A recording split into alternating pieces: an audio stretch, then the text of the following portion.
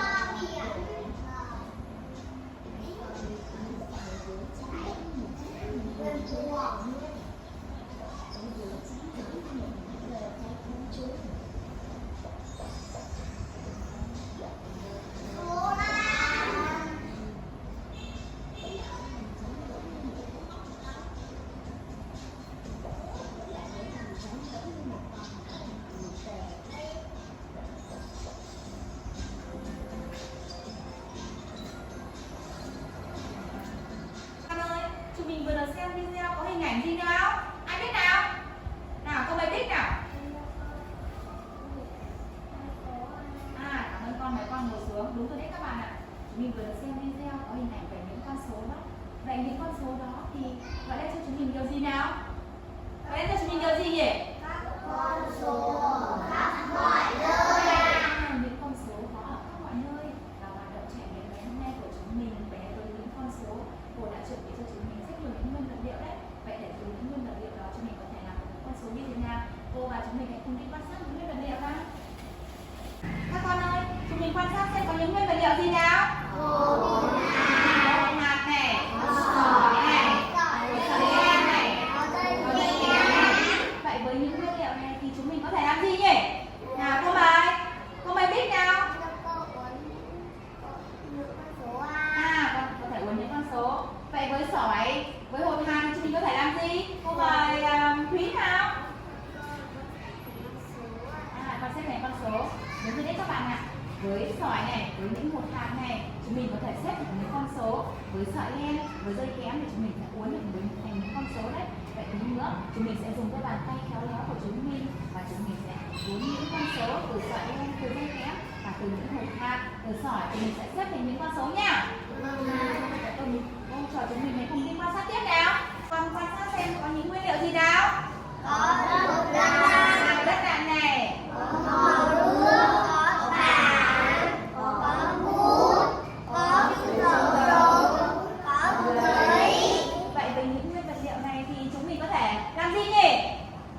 Nào cô mời con nào?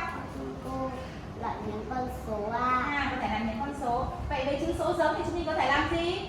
Nào cô mời con nào? Có thể in những con số. Và làm gì nữa? Ai biết nữa? Nào cô mời Nhật nào?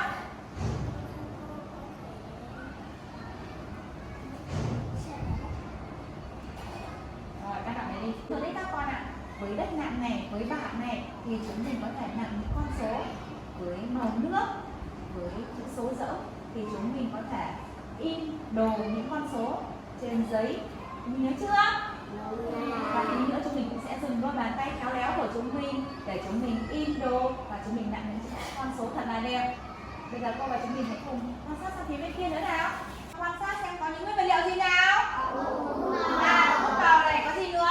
Giấy trắng, gì nữa nhỉ?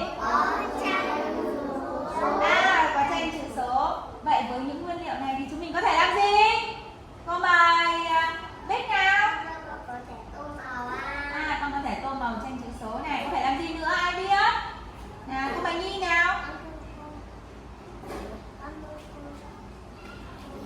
Con cũng có thể tô màu. Còn làm gì nữa nào? Ai biết nữa nào? Nào, cô mời Duy nào?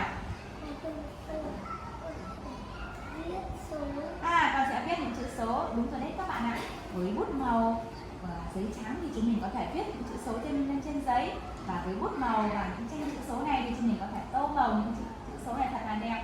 Cô hy vọng rằng được tí nữa với đôi bàn tay khéo léo của chúng mình sẽ viết được những chữ số thật là đẹp này và cũng như tô được những bức tranh chữ số thật là đẹp. Nhiều hình câu không? Có. Bây giờ các bạn hãy cùng lại đây với cô nào. Các con ơi, vừa rồi chúng mình đã được đi quan sát rất nhiều những nguyên vật liệu. Đó là những nguyên vật liệu gì nào? Hột hạt này, gì nữa? Cái này, nước này,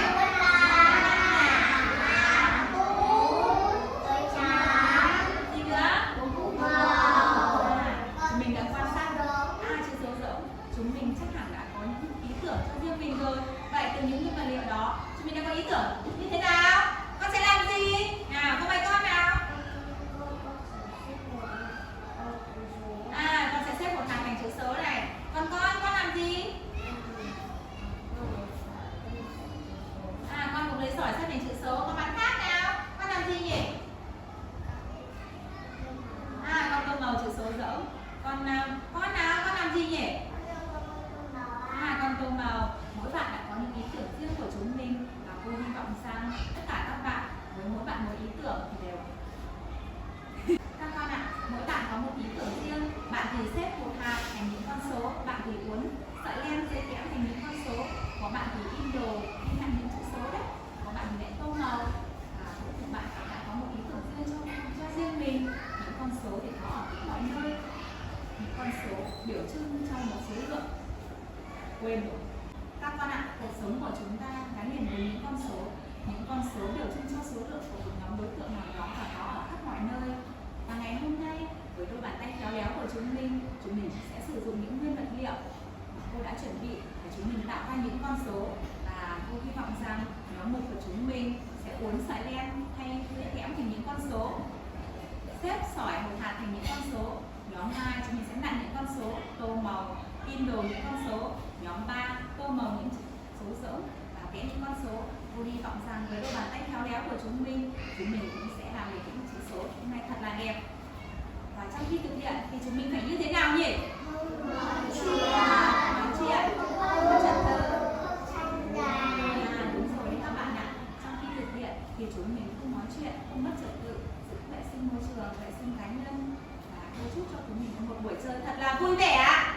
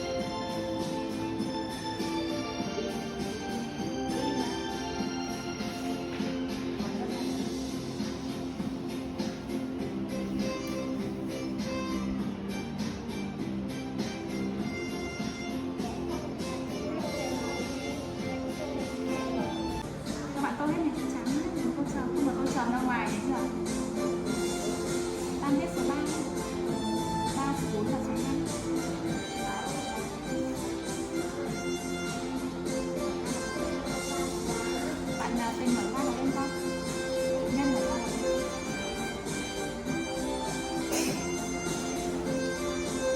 Kiểu này xong mắt xìu để che miệng lại được chưa?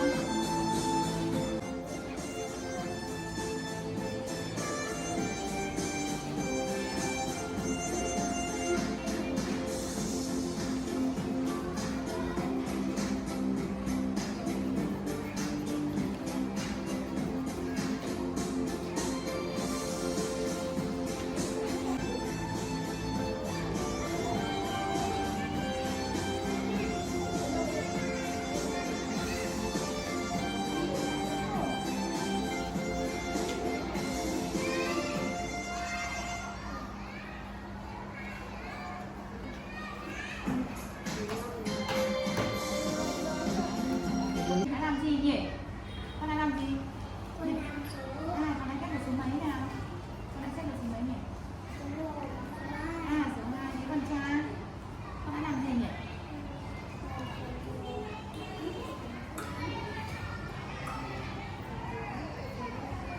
Con đã uống từ cái gì nhỉ? Con đã uống từ sợi kẽm. Hồi đấy nhóm một của chúng mình này, các bạn đã uống được từ sợi kẽm, đã uống được những chữ số rất là giỏi. Từ những hộp hạt các bạn cũng đã xếp được những chữ số rất là giỏi đấy. Mình tặng cho tay. Rồi đấy, các con ơi, chúng mình vừa làm gì nhỉ? Con định chữ số. Con làm gì? Con đồ chữ số. Con định làm gì nhỉ? Con định làm gì? Con định làm gì nhỉ? Con đặt chữ số, con đặt là số mấy? Con đặt là số 1.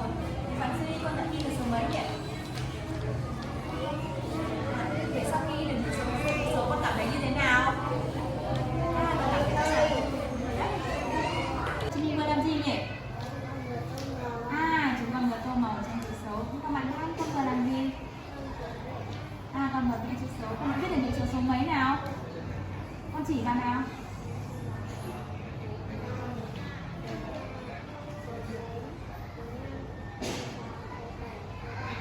Con ơi, số 5 của con là sao con viết đã bị luồn hết? Vì sao con phải xây cái nét ở bên này con nhớ chưa? Ở bên này con nhớ chưa? Sau khi viết được những chữ số và tô ở trên chữ số, các con cảm thấy như thế nào? Con cảm thấy rất là vui đấy. Các con ơi, như vậy là cả ba nhóm ngày hôm nay đã làm được những chữ số từ những nguyên vật liệu như rất là giỏi đấy. Con khen tất cả các